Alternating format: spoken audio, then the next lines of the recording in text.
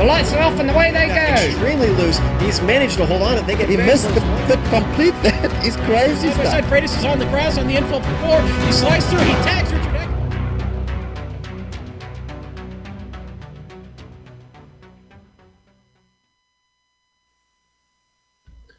To celebrate the 50th anniversary of an iconic race car, the Global Sim Racing Channel is pleased to stream your way the debut event for the Tidal Influence Lotus 49 World Cup Championship, live as it happens from the combined oval and road course at Monza.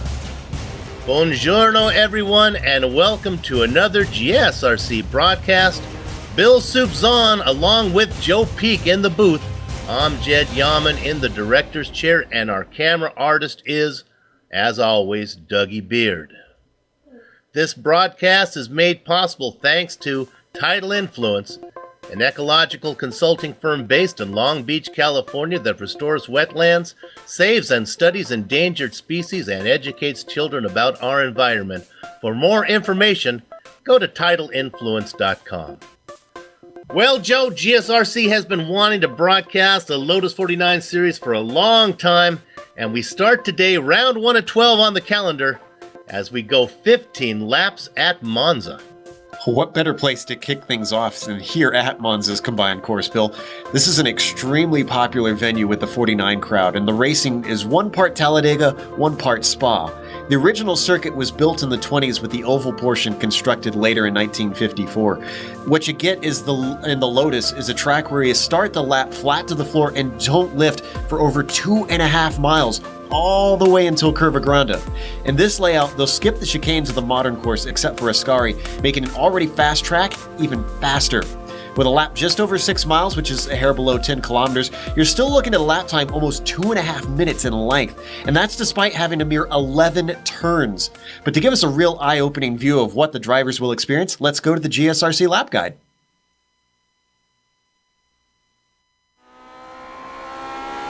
Alright, we're in the GSRC Lotus 49, so let's do a lap around Monza. Coming up to the first half of the oval, aim for the high side because the banking is actually so steep that it will start to steer the car in for you. In fact, you have to countersteer slightly to keep it from sending you to the apron and getting the car all kinds of wonky. On exit, you'll need a little more steering input since your momentum starts to pull the car towards the outside fence. If you've timed your run right, you can slingshot past the car in front of you down the backstretch. But unless it's a last lap situation, I wouldn't advise trying to go too wide into the second half of the oval. Just like before, you've got to hold wide and countersteer. This and the narrow track make it very treacherous to do anything but single file around the oval. Hope you've got a big pair though, because now comes the jump. Let the car drift a little high, then swing it back low and try your best to keep the car straight over the crest. You can see I wasn't quite perfect, and even that tiny bit of sideways momentum makes for a scary landing. If you're in a pack, sideways landings almost always lead to the big one. Once more, the drafting game is going to be played down the traditional front stretch. Here, it's a lot more viable to go too wide into Curva Grande. You can even attempt to outbrake your opponent. Try to get the power down early, and if you've lined it up right, you can countersteer your way out of the corner with your foot down the whole way out. You can hear I had to lift slightly to keep it together. After that, switch sides and brake hard for Della Rosia. You can take quite a bit of curb on the left and get away with it. Then straighten her out and throw out the anchors for the first Lesmo. A late apex is better than what I've got going on here, though if you compromise your exit a little bit, it's okay because it's not often passes are attempted into the second Lesmo. Don't be afraid to be aggressive on the inside curb here and really focus on getting to the gas as soon as you can. This is a pretty long straight we'll be flying down. With the braking into Ascari coming up, it's a very popular passing spot. Expect a lot of aggressive defending into here. Under the bridge, spot your brake marker, then ideally you want to get the rear rotated on entry. Hug tight to the right through the second apex, and then be careful not to clobber the sausage curb on the third one so that you have an easier time applying the power. Use up all the pavement to your right, and then get on the loud pedal again. Parabolica can offer a chance to pass on the last lap, but you'd be foolish to do it any other time because of the draft on the oval.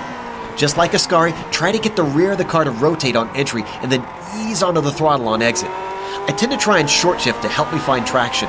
Getting the launch out of here is incredibly critical to lap times, so avoid hesitation. Hopefully, you've kept it all together and have now finished a lap around Monza.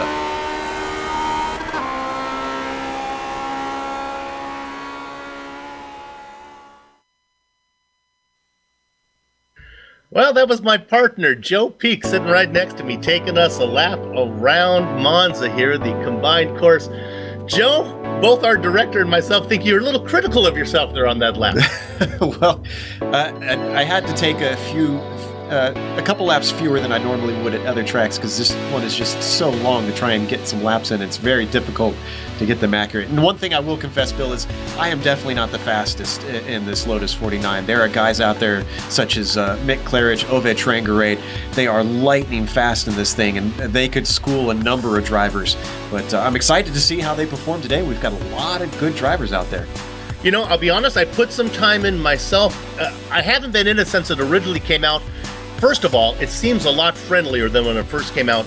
Second of all, I forgot where you have to start your braking point on these cars. Man, it does not want to stop for you, does it? No, it takes long braking distances. And yeah, that's a repeated theme that a lot of people say. It scared a lot of people away when it first was released. iRacing even admitted it wasn't quite fully ready, but they had put it off so many times that Dave Kamer really wanted to get the car out. And unfortunately, the fact that it scared a lot of people away, I think hurt its reputation, but it really is a blast to drive. Pretty much anybody I've seen give this car a little bit of time and a little bit of patience. Once they learned, like you said, that it takes a long braking distance, it's just so much fun to drive. There's no other car like this on the service, Bill, because it's all power, no weight, and no downforce. There's nothing else like that on the iRacing service. Yeah, it's like a souped up Skippy. I mean, it is. It really is. Yeah, and so light and so loud. I love the sound of it. When it first came out, it was the only car that I actually would spin out under acceleration because it was so tricky. But man, it felt good today. And boy, what a good fit here for this configuration, huh? As soon as Monza was released, and especially once it was announced that we would get the oval, the Lotus 49 guys knew that we would be running this configuration. It is such a great fit for it. It is a little hair-raising. You do have to have a bit of a pair to make fast laps around here because it's not simply a matter of hitting your apexes. There's a few parts that are genuinely scary every single time you go around a lap. But for historical significance, even though this car did not race on the combined course, it works so well and puts on phenomenal racing. And to make it even faster, they decided to take the chicanes out. Yes, which is another thing that all the 49 group was very pleased to hear, that we could run a bit of a historical layout of the GP course, which you can see is not quite perfect. You see we've got those kind of styrofoam boards to help you know where to go there, and the second chicane, Della Rogia, removed. And it's not quite like the original Monza back where it just had a little bit of a kink there. It's still kind of a chicane through there, very fast, and you do have to use the brakes on entry. Now, GSRC attendance has always been a problem on this, but with GSRC coming on board, it looks like we actually have a split today.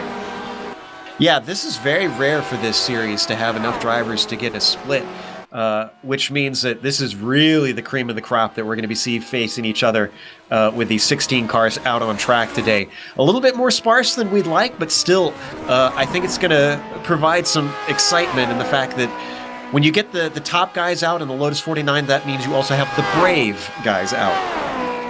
Absolutely, and of course there is another split. We are carrying the top split here.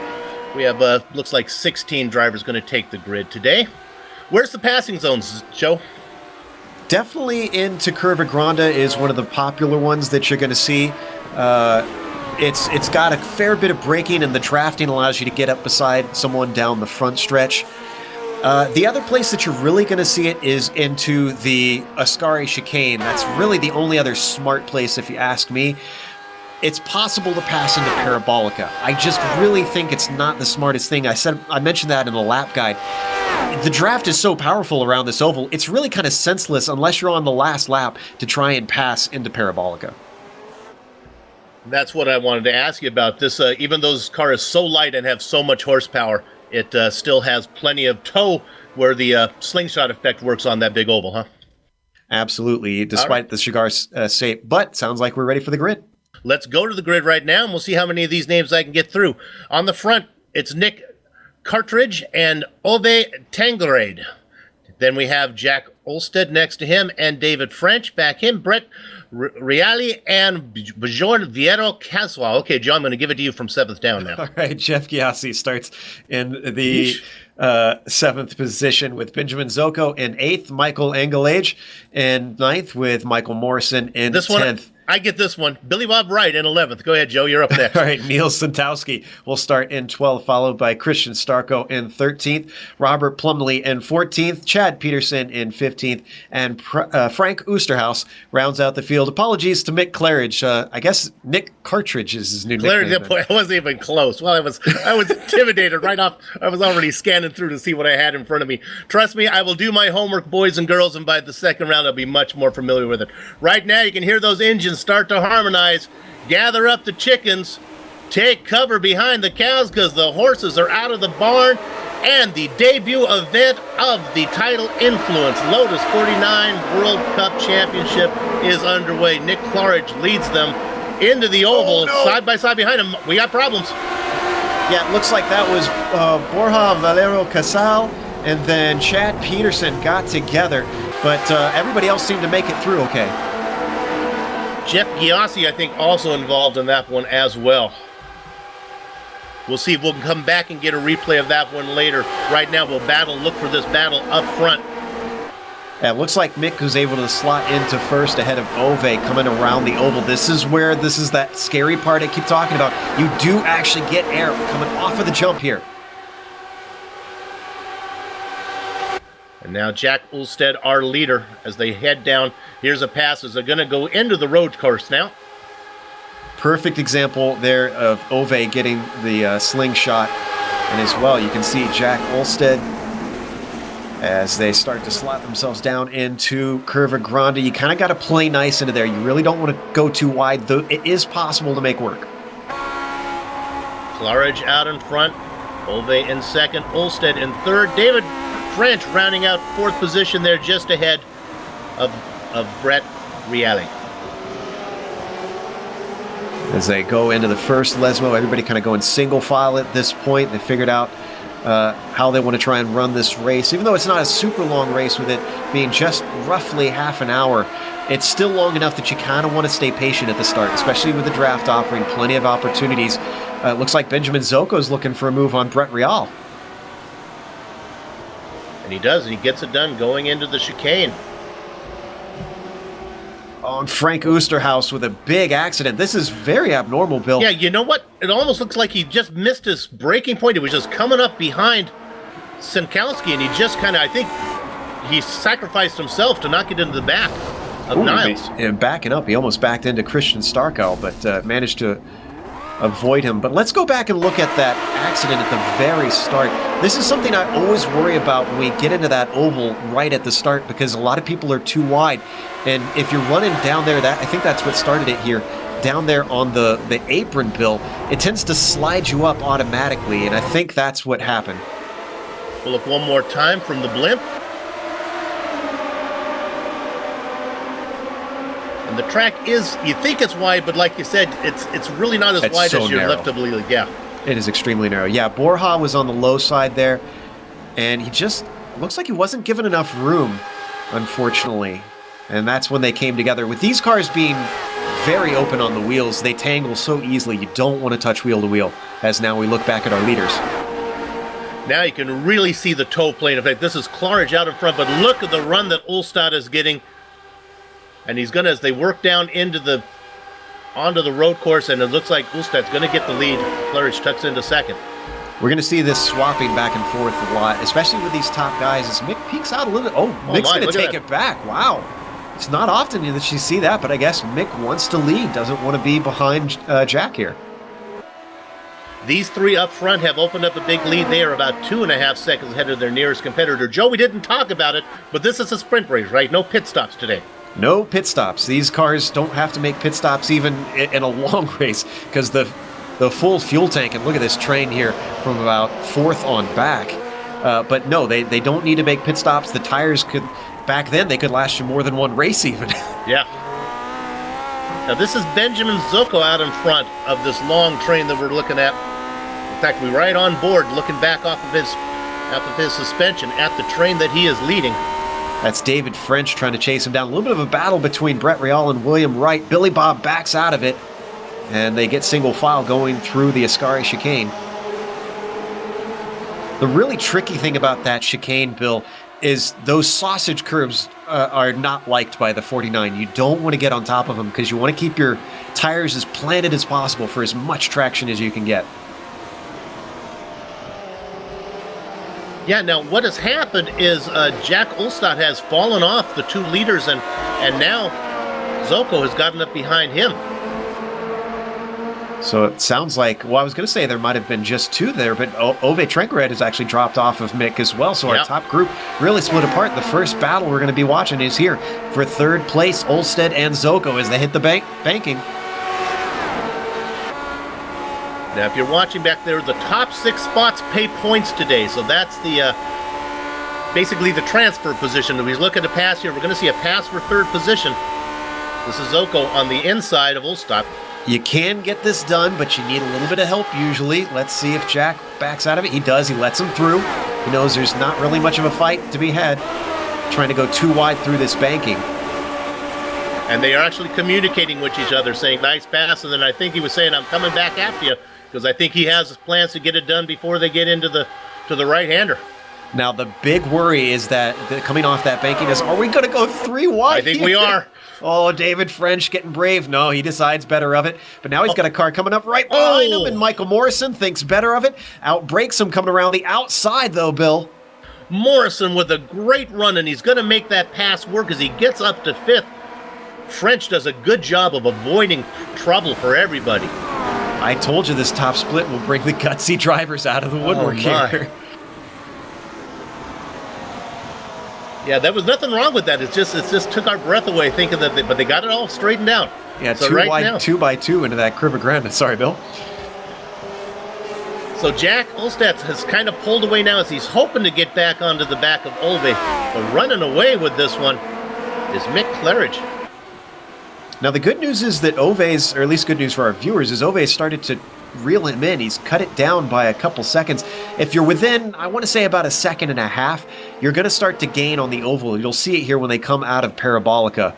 So all hope is not lost about this lead battle.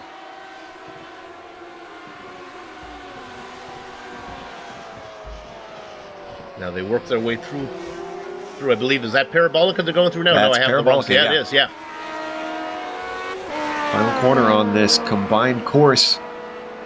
And now you're going to watch him just suck up behind him. And the nice, here's the beautiful thing about these cars, Bill, is, everybody tends to complain about driving in the wake of another driver when you have the downforce cars. There's no problem with that because there's no downforce. Yeah. If you're in the wake, you're just getting all the good and none of the bad. Look at him just close up. And I'll translate with what Jack Olstad just came across, that we have to work together better is what he was saying. Yeah, they know the deal. There was some talk before this race on the forum saying, guys, we need to put on good racing for this broadcast. We need to kind of work together and try and catch up to the leaders if they split. And now, here as we see this train, they're going to come off the second part of the oval. This is where it gets dangerous in this big pack, though, is that when you come off of here with this jump, you can have what the oval guys call the big one.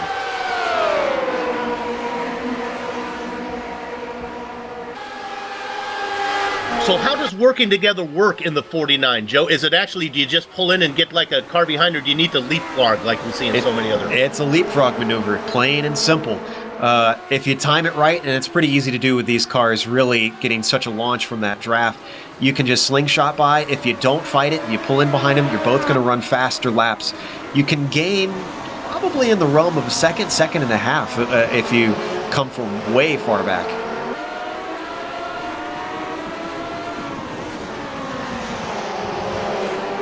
Boys, it feels like I'm watching. It seems like I want to see Jim Garner out there in one of these cars. I was waiting for that reference. Good news is nobody's going to fly off into the trees because they got banking on here now. Or Armco on there, yeah. Rather. Claridge now is about a half-second lead on Ove. Ove hanging in there. I've watched Ove and Mick put on battle after battle over the years. These guys are veterans in this car. They know what the deal is. And let's see, how long have we had this track in iRacing now? About 2 years? So we've done this thing for probably about 8 seasons. And sometimes we've done the original Monza without the oval, but for the most part, most of the guys agree that the oval tends to be a little bit more fun. And it's really a two-car battle now as we're going to take a quick look back at third position as Morrison now running about a second ahead of David French. Olstad has fallen back to 6th after running up front. French going to look to the inside. The Australian is going to slip on through. Everybody else behind is going to check up. They all dutifully lift. This is, I mentioned in the intro, this is why it's kind of like racing at Talladega. In Talladega, it's not constantly trying to overtake. You kind of have to just ease off the power every once in a while when everybody in front of you checks up, because it's not worth trying to cause crazy situations like we're going to see here down into the Curva Grande once again, Bill.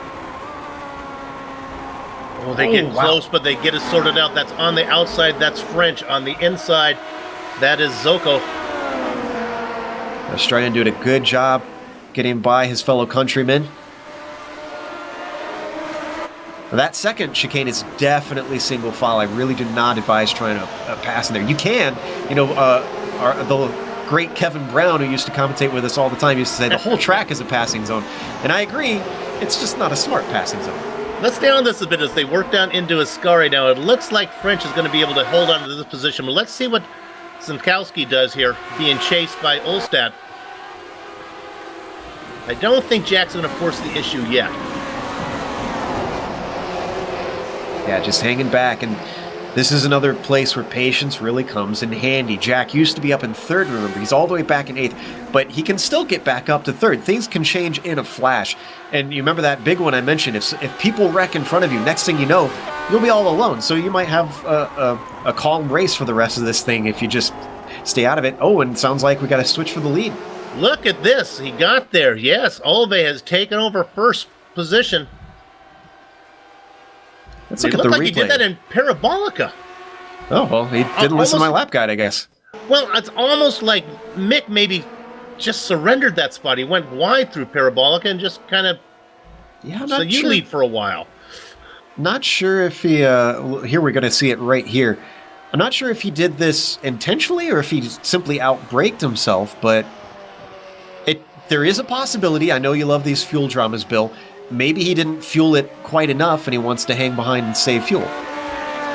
These are open setups, and of course there's no restriction on the fuel, but they don't want to put in more than they need because am I correct, Joe? And thinking it just slows them down. They have ER, right? You try to put the absolute minimum you can in these cars. One thing I love, though, about the setup in them, I don't know if you noticed, Bill, they actually have imperial gallons that you fill it in, not regular gallons. That's funny. I did not realize that. So, a new leader. He's going to get credit. Want to help me with this last name, Joe? You're familiar with our leader is? Trangarade. Ove Trangarade. Now, I may be botching that. Ove, I apologize if I'm saying your name wrong, buddy. I've raced with him a lot. I just don't often hear his name said. I just see it in text. You ever see him in your rearview mirror? Only if he's made a mistake. Or I'm being lapped. Well, these guys have a 6-second lead. So it looks like what we basically have now is a 2-car battle out of front. But then again, there's a big battle going on back here for 3rd position. In fact, let's go back to 4th right now. This is Morrison looking on the inside. Here comes Zoko. They're going to work into the Ascari and they're going to back out. Oh, but look at Morrison. He overshoots it. He's going to get a cut course penalty for that for sure. So he's just going to have to peel off to the side here and lift. There goes one spot, and he's lucky if that's all he's going to lose because here comes French as well. I think he might actually be able to get away with this. French isn't quite close enough to outbreak him. Yeah, he did a great job managing that penalty. If you just lift a hair, you don't lose quite as much time. You can kind of get your momentum back going easier. Right, because if you lift a lot at the beginning of the straight, it's not only going to cost you for the penalty, it costs you all the way even after the penalty is served. You're not up to speed. Yeah, just bleed off the throttle instead of fully lifting. Great battle going on here for 4th right now. Zoko, Morrison, French. Zinkowski. Back here comes Zinkowski, going to try to, as he's on the oval, and he has to lift a little bit, and now that's going to give the momentum. Here comes Billy Bob Wright.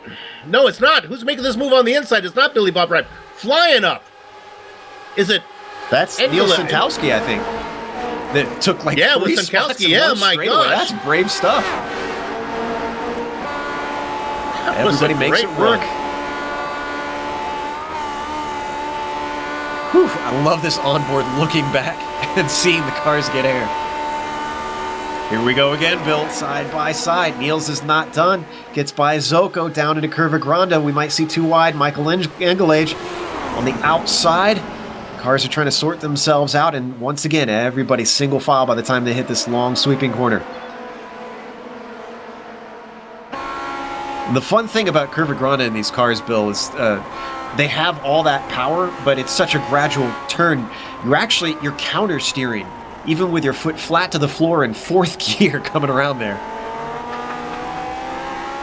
Even from, as we're watching the broadcast, you can even tell the braking zone, how when we cover like GT3 cars, even though they don't have the same top speed down there, you can actually see them slow down.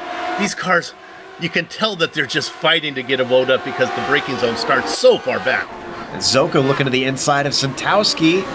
He's got his nose in. Santowski gives him room, but can't quite make the pass, so Zoko stays in 4th. Yeah, and those braking zones, Bill, that's one complaint that I hear a lot of people say, that they say this is a slow car. And I think that's unfortunately something... Oh, and Zoko's not done.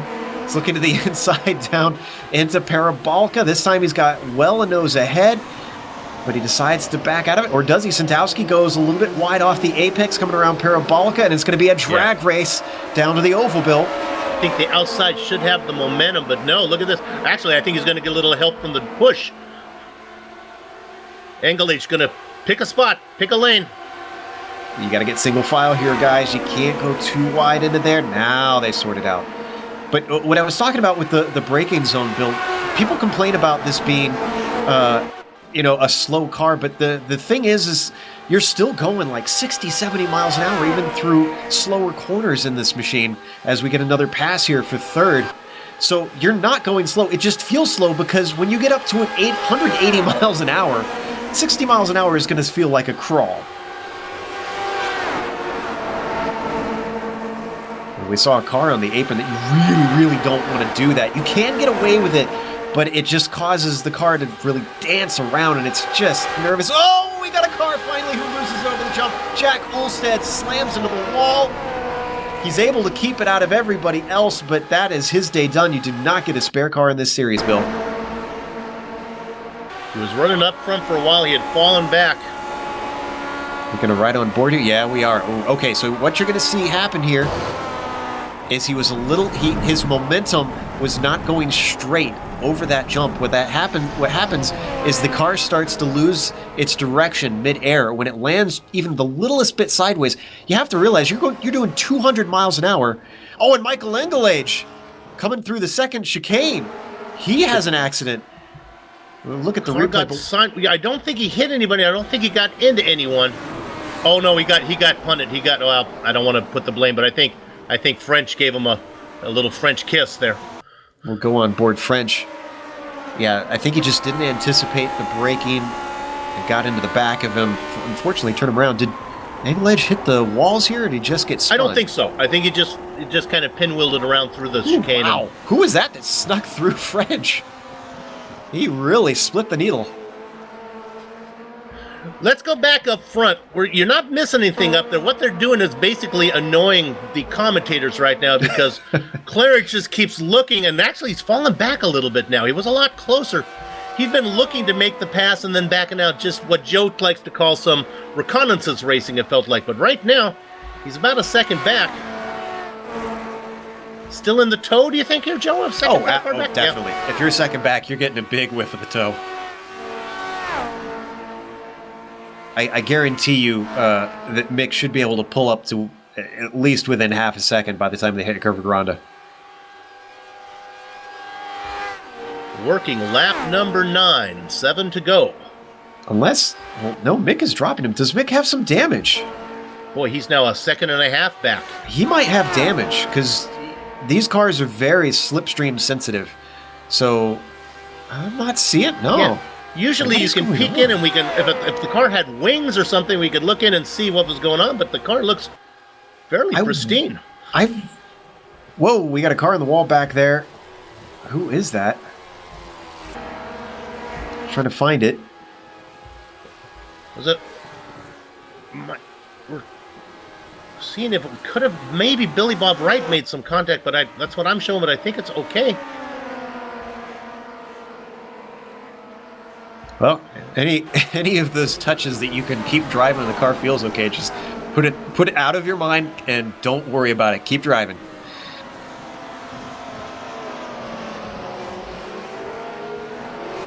Whoa, with a big mistake from Michael Morrison coming through the first of the Lesmos there. He drops his front group for a little bit. He should be able to regain that back, but definitely botched that entry.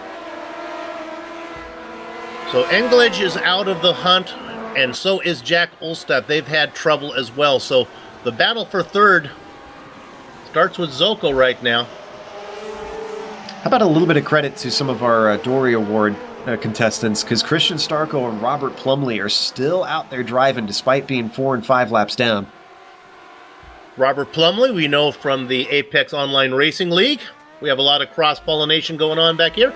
Currently running in 5th position, Billy Bob Wright, who we know from the MX-5 World Tour. Back there in a hunt right now, right behind Zoko for 4th, and Kowski out in 3rd.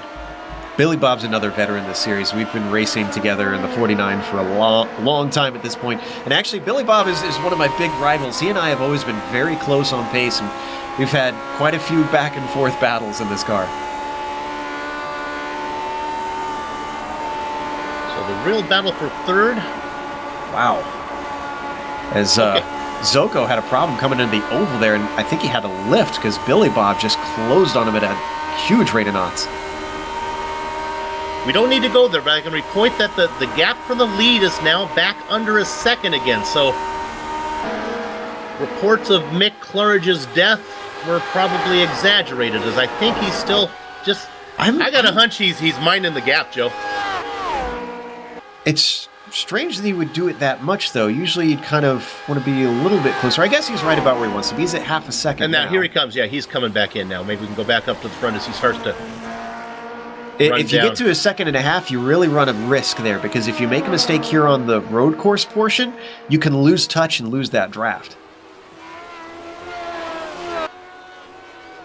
Now, when it comes to qualifying times, he was about a half second faster in qualifying, half a second faster than Olvig.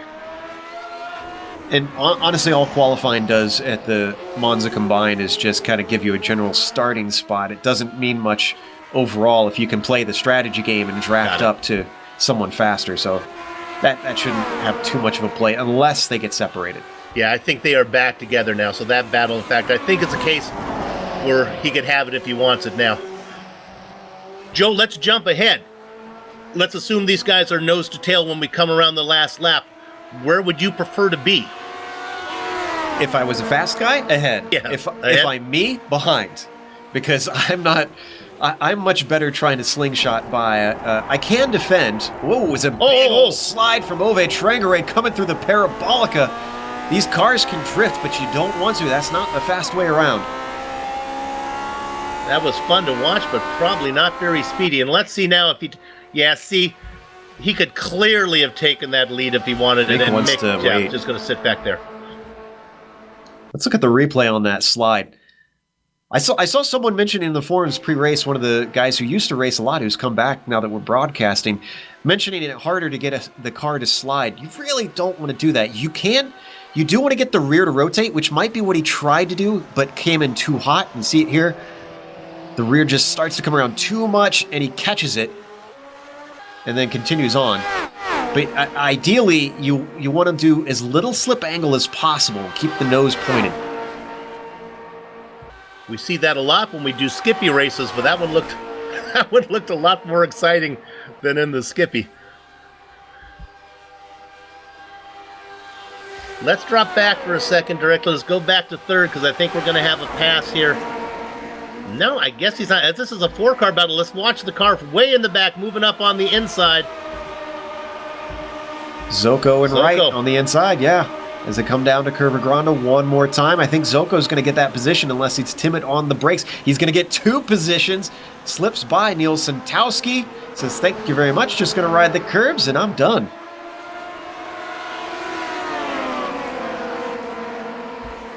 I think actually Wright's in front. I think that was maybe Morrison he got around. Billy Bob up ahead of these guys. Am I correct? Running in Santowski third, and Morrison were the ones being overtaken. Remember, points pay down to 6 spots, so that train ends in 7th. David French right now out of the money. In the Tidal Influence Championship, they do get regular points as normal on iRacing as well. All the way down to last.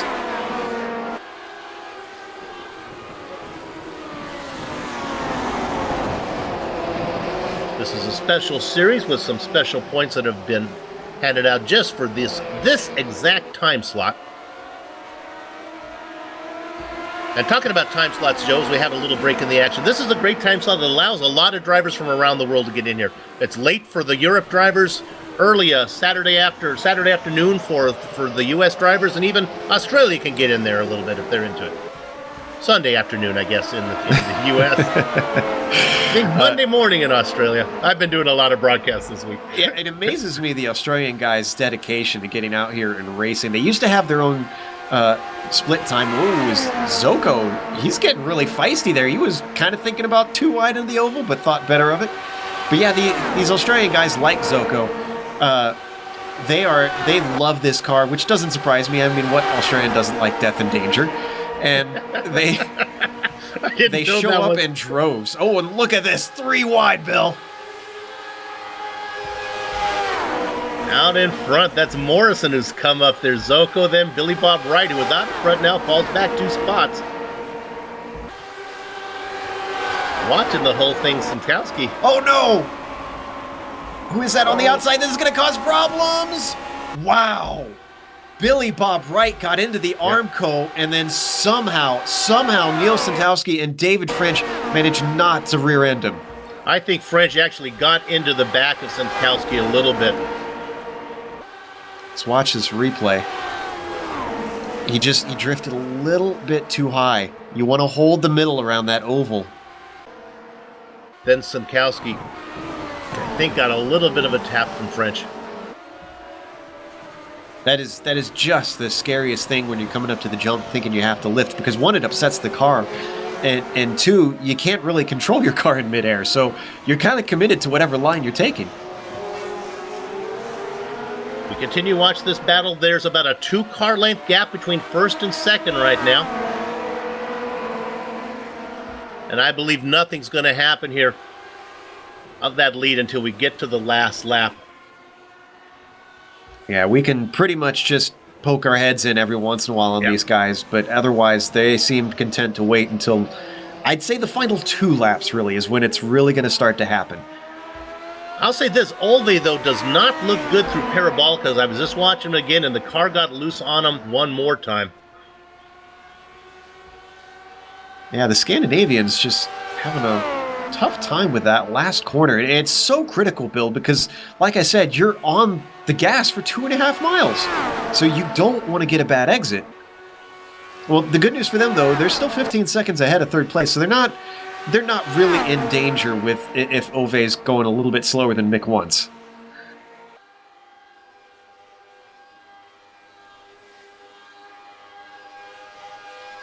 Down the oval once again. But Parabolica is your final corner before the start-finish line. Am I correct on that? So it's not one you really don't want to have a bad corner. Well, you'd have to do it tremendously bad to lose it coming out of the final corner. You'd want to honestly probably make the pass on entry rather than exit, because there's not enough time on the run to the line. It's a bit like the modern Monza that they have the finish line a little bit early. Continue to watch the 2 up front, running nose to tail. Oh, we got another 2 wide situation for 3rd. It's Morrison and Zoko once again down into Curva Grande. This time Morrison comes out ahead around the outside. Zoko is very timid into there, and David French almost overtook him around the outside as well. Got to give a tip of the hat to Billy Bob Wright. After he put it in the Armco, I thought maybe he would be done, but he's racing with these guys. Apparently the car was not that damaged. This is a very strange car when it comes to damage. There's times where it's very fragile and you can damage it. And who is that slipping back there? Morrison?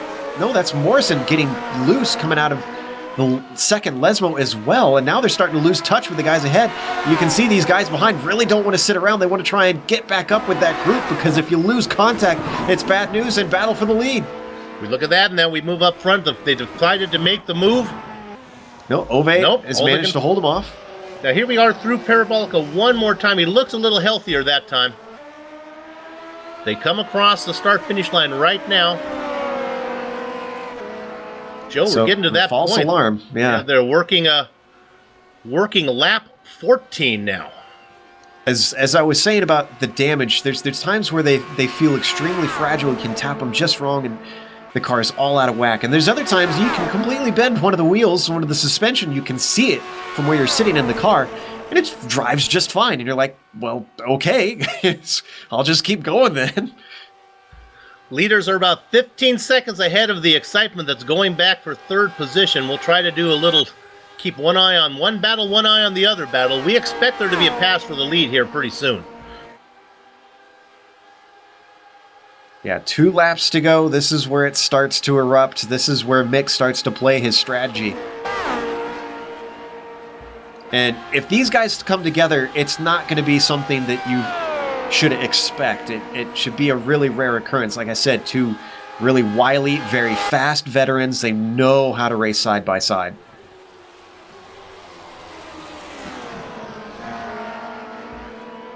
Out on the oval right now. They'll have one more bite of that oval. As they come into the second chicane here. Oh, sorry. There we go. Oh, and Billy Bob Wright has a spin. It sounds like, actually he had some damage. Oh, he tipped into Neil Santowski. Yeah, they locked wheels, yeah. Santowski and him got together. Santowski was pretty far over to the right side of the track. Going to watch on board. I'm not sure who we're going to get here. Looks like Wright. The unfortunate thing, at these highest speeds, pretty much any accident in this car is day over usually. Let's go back to our leaders. Going into Parabolica now. Next to the last time they'll do that. Saw Mick taking a little bit of a peek down into Parabolica, thinking a little bit better of it. Once again, a slide coming through the middle of the corner from Ove Trangarate. Doesn't seem to hurt him too much getting on the power. And it's so tough getting on the power out of that corner, Bill. You cannot get flat to the floor until pretty late in it, just because there's so much power in the car. White flag, and now we're going to focus our attention mainly up here on the leaders. We'll keep an eye on that battle for third right now. All those drivers are going to be in the points, as Billy Bob Wright was the 7th car. So everyone knows they're going to score at least something here in the Tidal Influence World Cup Championship. Right now, let's watch up front here, Joe. Oh, interesting. Mick's not going to duck behind Ove into the draft. Ove gets back to... No, Ove does not get back to the racing line. He stays on the low side. You can see, like I said, you can do it. Look how much it slowed him up.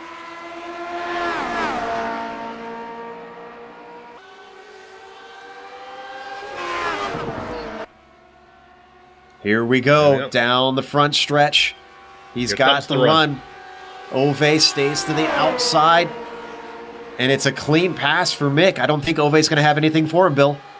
We've seen him come back sometimes. We've already seen that once today, but not this time. So now, he gets very squiggly. That's going to open up the door for Ove, but he's not going to be able to walk through. Oh, he's going to defend, though. He feels under threat. Mick Claridge trying to hold off the inside into the second chicane. Now they come down to the first Lesmo. Sometimes can offer a sneak attack, but not close enough for Ove. I think it's going to be into Ascari if he tries it. Ove, you need a good drive out of this right-hander. Get down into 8, 9, and 10. Looks pretty good. Looked like you got a good one. Now let's see what kind of line he takes, Joe. Mick stays to the inside, Ove to the outside. He got a great run, but I don't think it's enough momentum. He's going to have to do some supreme braking to try and get past him. He's very good on the brakes. They're going to go side by side into Ascari. Big slide from Ove. Tries to get back onto the track. He gets squeezed off, and Mick still got it. What a great attempt, even though it didn't work from Ove. He put that car in there so deep and was able to keep it going. I don't know if he's going to have anything left before Parabolica. This is going to have to be a monster dive. He's just a little bit too far back as they brake for the Parabolica. Coming around the corner, Bill, call it to the line. Winner of round number 1 is going to go to Nick Claridge. Taking second, Joe, Ove Tergrid. Trangrade with a great job, though. Great battle at the end. Benjamin Zoko comes around the final corner himself, and a nice podium for the Australian. Looks like Sankowski's going to get the best here. Reale? Not it's going to be close. Oh, not enough time. If that start finish line would have been at the end of the starting grid, they might have had a run at it. Give 5th position to Sankowski. Final point spot goes to Brett Reale. And something happened to Michael Morrison. Let's see. Oh, he's upside down, I'm seeing. Let's see if we can figure out what happened in the replay.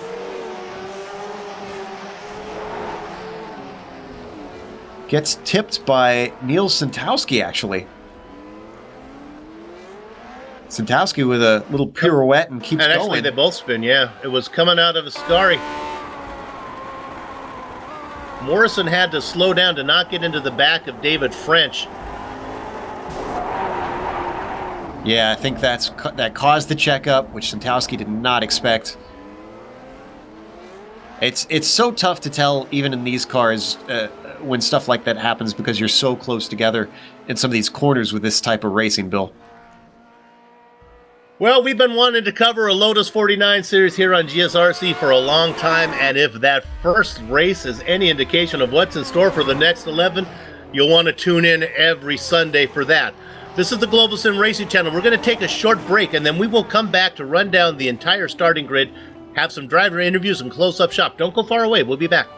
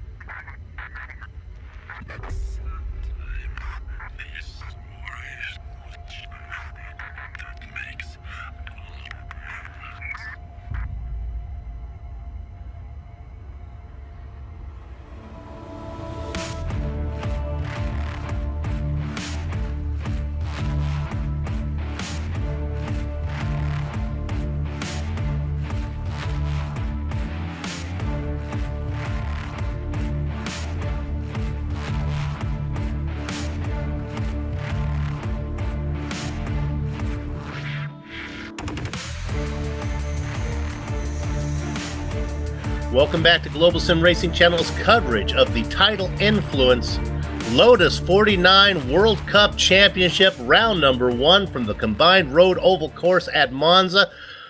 Oh, the front two drivers put on quite a show, and also the drivers racing back there battling for the final podium spot. Let's run down your final standings here. Winner, Mick Claridge, he comes home about a tenth of a second ahead of Olve Tengrade, who put on a great passing attempt into Ascari. Even though it didn't work, it was exciting to watch. Rounding out the podium, Benjamin Soko, David French, and Nils Sinkowski finished 4th and 5th. Joe? Brett Rial coming home in the final points paying position in 6th. Michael Engelage in 7th with Michael Morrison in 8th. Billy Bob Wright, unfortunately, did not have the race that he wanted. 2 laps down at the end in 9th position. Robert Plumley as well having problems from near the end and finishing in 10th. Then we go to 11th, and it's Christian Starko. Usually a much faster driver. Sad to see him finish so far back. He finishes in 11th. Jack Ulstad in 12th. Another driver usually a little bit farther up. Chad Peterson, 13th. Frank Oosterhaus in 14th. And then we have our 2 drivers that had an accident on the first lap. Borja Valero Casal in 15th and Jeff Giassi in 16th. Bill? Okay, I'm going to get to talk to our winner here in the debut event, and that's going to be Mick Claridge. Hey, congratulations, Mick. You were out front early, then you surrendered the lead for a little while. Was that part of the plan? Oh, yeah. It was all part of the plan, yeah. That sounds half truth, half sarcasm there. Let's No, seriously, it was part of the plan. I promise you. Well, then you got me a little bit worried there, because in the part of your plan you fell back to almost about a 1 3/4 second behind the lead. Were you ever worried that you were going to lose touch with the leader, or you're feeling comfortable? No, it was still all part of the plan. It was I was being a bit sneaky there. Yeah. What happens to me is if I get a gap like that, I normally push like hell to try and make it bigger, if I'm leading. So I just wanted to see if Uwe would do that and try and make a mistake after Curva Grande or something, because there was no way he was as fast as me through after Curva Grande. So I was sort of a bit worried about what I was going to actually do to pass him. So yeah, it was all part of the plan. Yeah, unless you've got about 2.5 seconds gap, you can still come back and get it in the draft. So there's not a problem there. So going into 5, Curva Grande, that last time through, you made your pass for the lead. You had to feel comfortable. Did you realize the move that he made for you going into the Ascari? It was something to see. Yeah, I did. Yeah, I didn't actually get round Curva Grande all that nice, really. I pretty much messed it up, and then all through the race, I was just checking to see where I was faster or where he was faster, and actually he was faster than me after Curva Grande through both the Lesmos. He was quicker than me, and so when he was on my gearbox after the second Lesmo, I thought, oh my God, here we go. And I knew it was going to be a move. I knew it was going to be a tight one into Ascari, but yeah, managed to hold it. And I got such a low brake bias, I just thought I was going to spin out. You guys put on a great show here for GSRC. We really appreciate it. Your schedule good this time? That it's a 12-race schedule. You good at least for next time, Donington? That sounds like a plan for you? Oh, I'll be here for the rest of them. I'm not going anywhere. All right. Well, you're off to a good start. 1 down, 11 to go. Congratulations on the win today, Mick. Thanks, guys. Mick Claridge, your winner here for the debut event. Joe, who you got? Well, let's do our third place driver on the podium, Benjamin Zoko, and talk to him about how his race went in the back of that huge pack that kept battling back and forth. Ben, we heard about Mick talking about strategy and whatnot. Did you have any sort of strategy being in the midst of, 6 or 7 cars for most of the race, or was it just kind of take it as it comes and throw all plans out the window? Thanks for having me, guys. Am I coming through all good? We gotcha. Excellent. Yeah, there was definitely a strategy in place. My strategy was to basically stay out of trouble and just keep it clean. And I was expecting to sort of finish in the mid pack somewhere. But the real strategy, you have to have a strategy at Monza, and the best strategy I think is to stay behind the car through the oval section and then make a pass down into Curva Grande and then just defend like your life depends on it for the rest of the lap. And a couple of times in that race, my heart sank because I got overtaken by 3 or 4 cars. And I thought, oh no, how am I going to get back up from here? But, it all ended up working out well, and I was where I needed to be on the last lap. Now, a podium is no mean feat, especially when we've actually got a split field, something that doesn't happen often in the 49 series. Is that the first time you've gotten a podium in a top split race in the 49, or have you finished this high before? Well, you know what? I don't think I've ever actually been in a 49 race that has split. So, yes, definitely. It's my first podium, and it feels really good. I can only imagine. We've got obviously 11 more weeks. Do you think you can get a few more? Is this sort of a one-off with Monza being a bit of a unique track among our schedule? Yeah, I think it's a bit of a one-off. I seem to be more competitive at Monza than anywhere else. It suits my style. I love the track. It's one of my favorites. I usually do well here.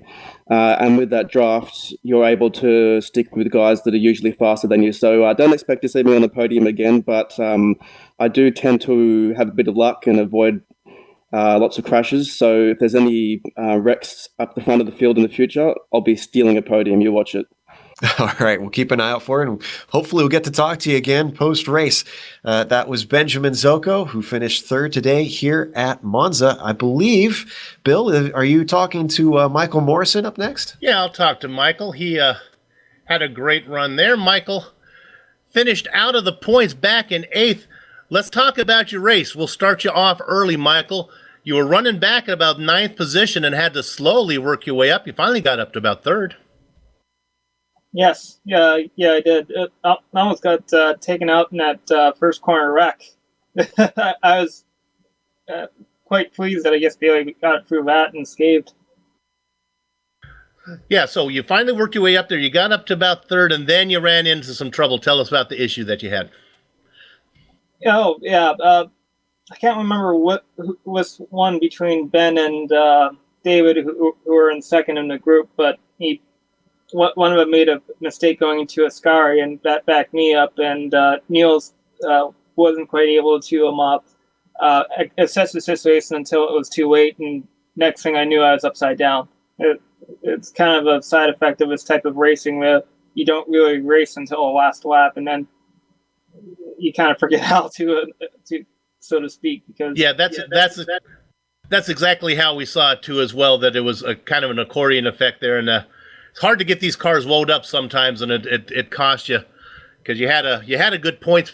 You're going to finish in the points, and then you didn't. How do you feel about then, since Monza is kind of a different animal? How you feel about going to Donington next week? Quite relieved, because it feels like there's a little bit of too much drafting going on, at least last season's schedule. This is my favorite track configuration because it is essentially the least amount of racing, because right. you can't break away from people. Well, you can, as Mick and Uva did, but you really have to have a big speed difference, like we had with David kind of getting stuck and having a slightly slower first lap for him, and just being slightly slower has put him in danger of dropping the entire field. And then there's two drivers who were battling behind him, and it was a third split in the field at the beginning of the race that almost got pretty interesting. But yeah, so much is out of your control here, so right. It's just not quite as fun. So yeah, Donington is definitely a track that's really extremely technical, and you'll see a big speed difference there. Yeah, it's a little more of a roll of the dice here at Monza, and you were one corner away until you rolled snake eyes there, and they got you. Just had one corner to go to get some points. Better luck next time when we go to England. Yeah, thanks. All right. There you have it. That is Michael Morrison. He was running up in the points the whole time, going to finish the first car one lap down, as he wasn't able to complete. Just had Parabola to get through, but he was upside down going through Ascari. Joe, before we wrap it up, you got to be happy with what we saw here. I thought it was a pretty good event. Oh, I was smiling ear to ear the whole time. It was great racing. It was excitement. There was some thrills and spills, obviously, but Man, I had a great time. I'm looking forward to, not next week because I'm going to have to step away for a week, but 2 weeks from now, coming back and calling the next race. You can sure hear the difference in attitude between the drivers with skill who just don't enjoy the draft tracks here. Those of us who are less talented have issues with talent. We kind of like these tracks because it puts us all get a chance to run with the big boys. Hey, let's go ahead and thank Jack Olstad for promoting and organizing the Lotus 49 World Cup Championship. And also a big thanks to Tidal Influence. They're an ecological consulting firm based in Long Beach, California that restores wetlands, saves an endangered species, and educates the children about our environment. For more information, go to TidalInfluence.com. Joe? Thanks to the company's equipment and software that you see on the screen that we use on our broadcast. The original music that you've heard on today's broadcast is thanks to Eric Ekholm and Casey Lalonde. See the screen for how to contact each of them. Next up for Tidal Influence Lotus 49 World Cup Championship will be in 1 week, March 26th, for round 2 from Donington. GSRC will be there to bring you all the action, and we hope you join us. If you'd like to find out more about GSRC, including dates and times for all of our upcoming broadcasts, your best bet is www.globalsimracingchannel.com. We're also on Twitter at GSR Channel and Facebook at /Global Sim Racing Channel. And a personal apologies to all the drivers whose last names I've butchered. I'm working on the flashcards right now. I'm going to be handing them to my wife, and all week long she will be drilling me. So when we come back next time from Donington, I'm going to be a little better at it. Hey, finally, on behalf of the man who you just heard, that was Joe Peak, our director Amjad Yaman, and our camera artist Dougie Beard, I'd like to thank all of you for watching. And with that said, we're off to have fun, storm of the castle. So until next time, race clean, race hard, and we'll see you on the track.